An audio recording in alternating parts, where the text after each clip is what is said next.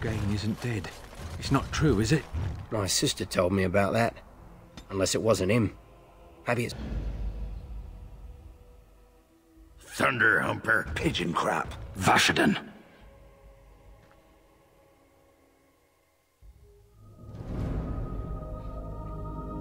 Indeed. Yes. Maybe all those things about him were true. It's up to the Maker now.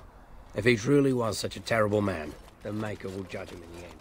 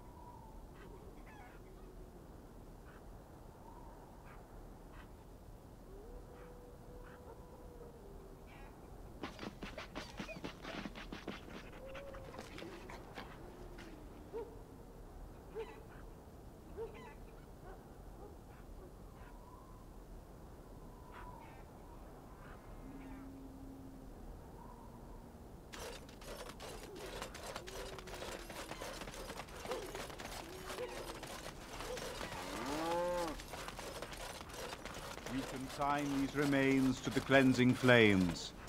Though the body perishes, the spirit endures.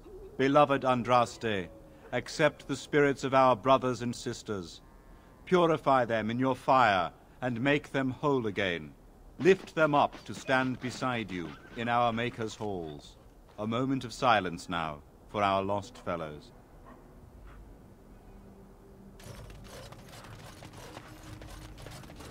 I have been setting down in ink the tales of our exploits, and I have been thinking about ways to describe you. You are unlike any animal I have ever met, almost human in your intelligence and understanding. So, let me see. You're loyal, yes? That one is obvious. Very, very clever. This is also obvious. You are terrifying when you have to be, but gentle and sweet as a dove at other times. And you are also playful. Sometimes gluttonous. No? What is all this begging for food scraps then? Well, all right. You're not gluttonous. You're just a lover of fine foods.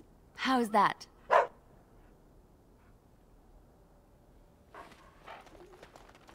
We consign these remains to the cleansing flames.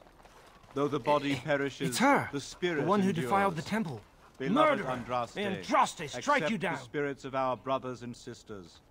Purify them in your fire, and make them whole again. Lift them up and stand.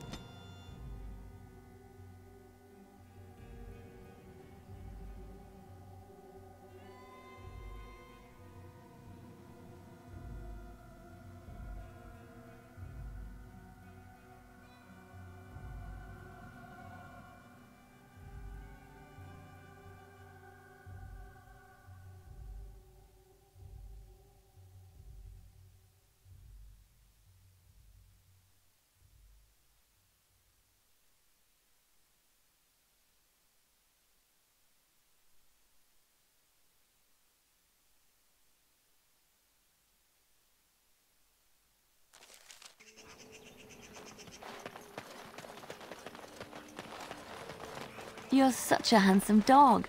I think that every time I look at you. Lady Cecile, I lived with her after my mother died, had a dog. A small one bred to fit under the arm and in the lap. What did you name it? Oh, yes, Bonbon. Oh, Bonbon was a terror. He would hide, you know, when he saw you coming. And then he would attack your ankles. Rather sharp teeth in the ankles. Very painful. He attacked me once, latched onto my leg. I thought it was a diseased rat and kicked. Bonbon flew across the room and over the banister. He survived, but he never came near me after that.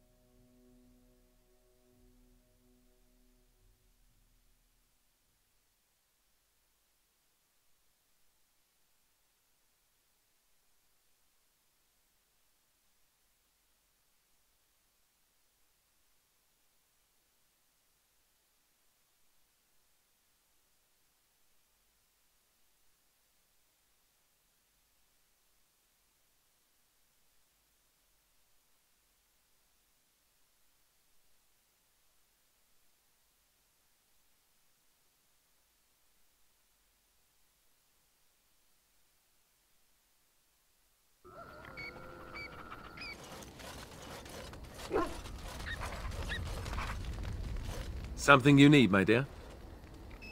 Of course.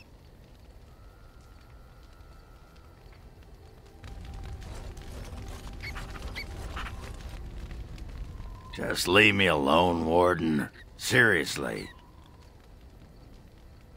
I don't know. I guess we're pretty good friends now, right? I just keep thinking about all that slag with Branka. How I've turned out. I always said I was this way because she left, but I think maybe she left because of how I am.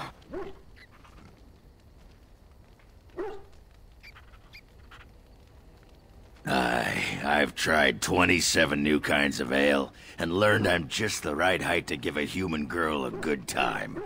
That doesn't make me a good man. Enough wallowing in my own filth. Did you want to talk about something? Well, hello.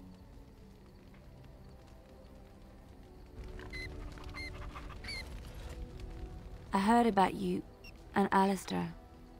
I don't know what to say.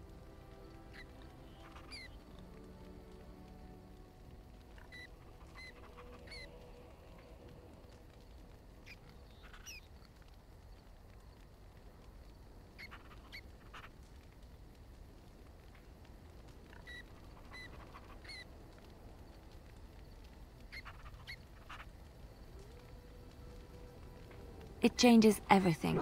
Alistair is a good man. He deserves you. He deserves to have you fully. I won't ruin this for him. I can't. I will always be here for you. For both of you.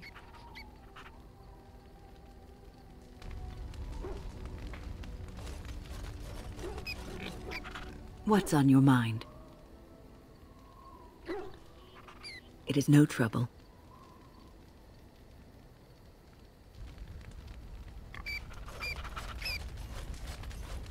I did not thank you.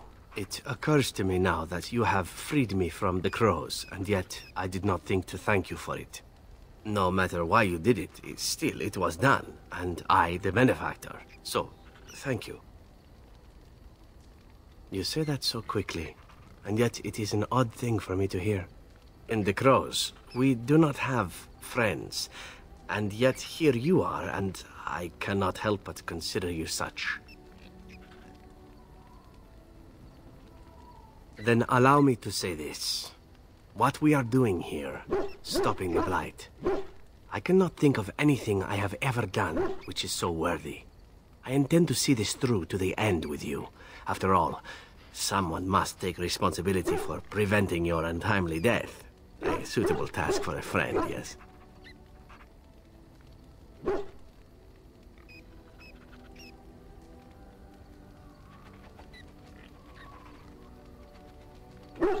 Now, isn't that odd? Just a year ago, Taliesin was telling me, Zevran, why are your plans always so horrid? Planning has never been my strong suit. Now, killing and lovemaking. Killing and lovemaking and witty retorts. Those I am better at. I forget where I was going with this. Well, no matter.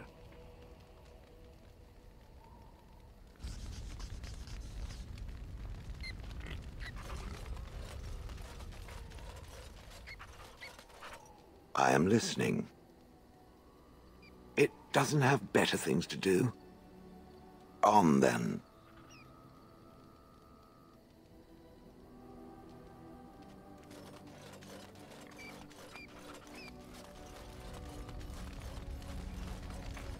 What comes, my friend?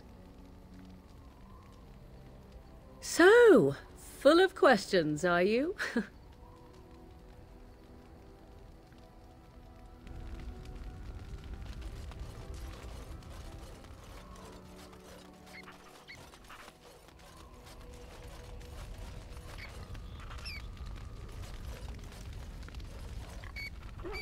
I know that look. You have something on your mind, don't you?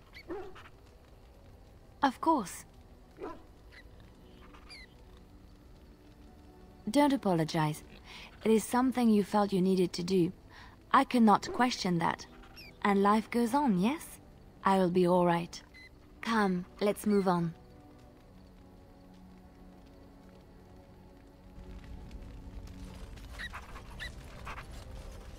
Your wish?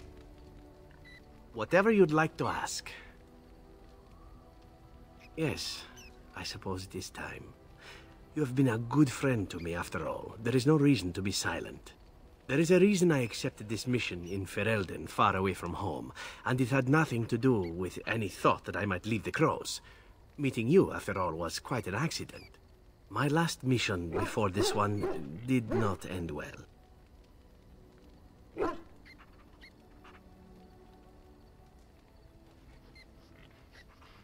You must realize that until that day I was cocky and arrogant. I was the best crow in Antiva, I believed, and I bragged of my conquests often, both as an assassin and lover.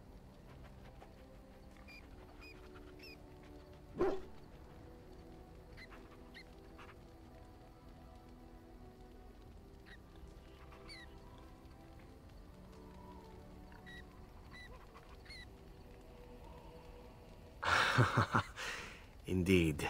I was often told I was insufferable, right before I ended up in bed with someone. Such is how it was. One of the Crow Masters grew tired of my boasting. My bid for an incredibly difficult mark was accepted, much to my surprise. A wealthy merchant with many guards and completely silent. Taliesin agreed to be part of my team, as well as an elven lass named Rina. She was a marvel. Tough, smooth, wicked. Eyes that gleamed like justice. Everything I thought I desired.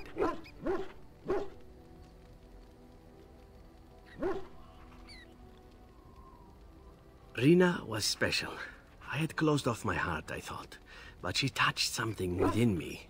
It frightened me.